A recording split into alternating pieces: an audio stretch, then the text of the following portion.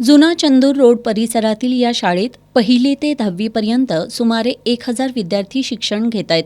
मात्र शाळेकडे जाणाऱ्या रस्त्याची दुरावस्था झाली आहे.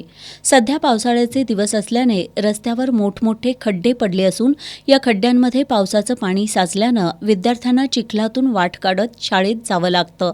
अनेकदा विद्यार्थी चिखलात घसरून पडतायत.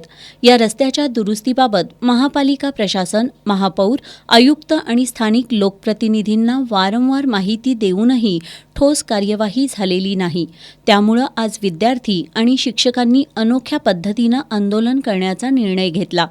त्यानुसार आज सकाळी 10 वाजता विद्यार्थ्यांनी थेट इचलकरंजी महानगरपालिकेच्या बाहेर मंडप टाकून आपली शाळा भरवली.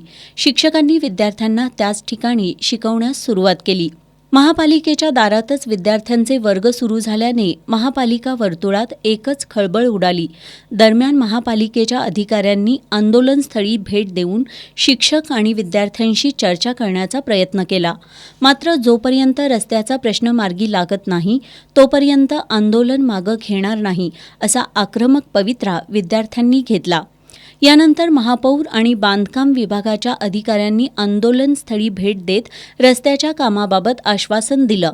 महापौरांच्या आदेशानंतर तातडीनं रस्त्यावर मुरूम टाकण्याचं काम सुरू करण्यात आलं.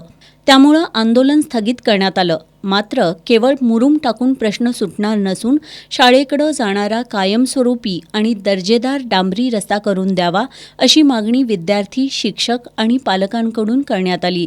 विद्यार्थ्यांनी थेट महापालिकेच्या दारात शाळा भरवून प्रशासनाचं लक्ष वेधल्यानं या अनोख्या आंदोलनाची शहरात जोरदार चर्चा सुरू आहे.